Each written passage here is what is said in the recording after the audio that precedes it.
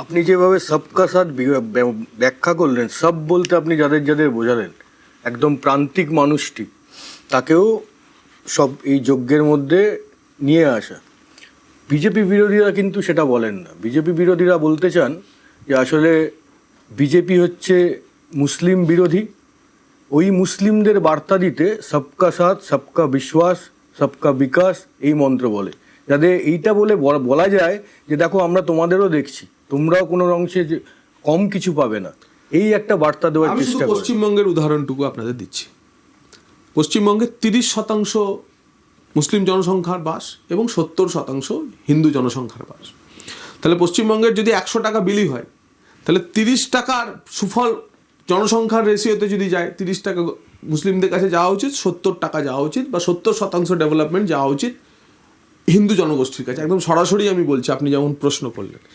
Ujjwala gas, যে 1 কোটির উপরে উজ্জ্বলা গ্যাসের প্রাপক, সেই উজ্জ্বলা গ্যাসের 50% বেশি এ রাজ্যের মুসলমান মহিলারা পেয়েছেন। পাকা বাড়ি এ রাজ্যের 45 থেকে 50% মুসলমান মহিলারা পেয়েছেন। প্রধানমন্ত্রী আবাস যোজনা, এমনকি একটা মুসলিম গ্রাম দেখাতে পারবেন যে প্রধানমন্ত্রী আবাস যোজনার রাস্তার সুবিধা পায়নি। পিএম কিষাণ বাঁচার ক্ষেত্রে কি আমরা হিন্দু মুসলিম বেশিছি, না চাষ করে কিনা আমরা দেখেছি। আমরা নিমযুক্ত আমরা যখন নিমযুক্ত ইউরিয়া যখন বিলি করি, তখন কি আমরা হিন্দু মুসলমান দেখে বিলি করি, না যে কোনো চাষি দেয়? বাদ দিন কেন্দ্রীয় নরেন্দ্র মোদীর না হয় সবকা সাথ সবকা বিকাশ, শুভেন্দু অধিকারী যে 28 লক্ষ মানুষকে অন্নপূর্ণা যোজনা দিলেন, একজনকেও তো বলতে শুনলাম না যে হিন্দু দেবী অন্নপূর্ণার নামে স্কিম দেওয়া হচ্ছে, নেব না। 12 লক্ষ মুসলমান পেয়েছেন। 28 লাখের মধ্যে 12 লক্ষ মুসলিম মহিলা 3000 টাকার প্রথম কিস্তির টাকা পেয়েছেন। একজনকে শুনেছেন বলতে যে অন্নপূর্ণা হিন্দু দেবী, ওদের নামে দেওয়া স্কিম নেব না? এটাই তো সবকা সাথ সবকা বিকাশ। মহিলাদের আমরা ফ্রি রাইডের কথা বলেছি, আমরা কি বলেছি নাকি যে হিন্দু মহিলা হলে চাপতে পারবে, মুসলমান মহিলার থেকে ভাড়া চাওয়া হবে? তাই এখনো পর্যন্ত যতগুলি স্কিম আছে, অযথা মুসলিম সমাজকে ভয় দেখানো হচ্ছে।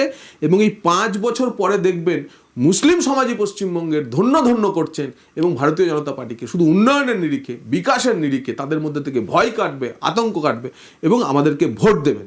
কিন্তু এর মধ্যে একটা রাইডার আছে।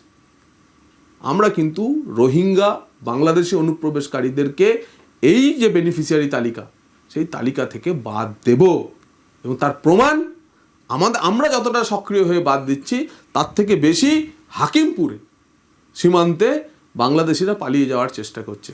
এতেই প্রমাণ হচ্ছে যে অনুপ্রবেশ নিয়ে ভিন দেশের নাগরিকরা এসে পশ্চিমবঙ্গের বাঙালি মুসলমানের যে ভাত খেয়ে গেছে, যে রুজিরুটি মেরে গেছে, তা সত্যি।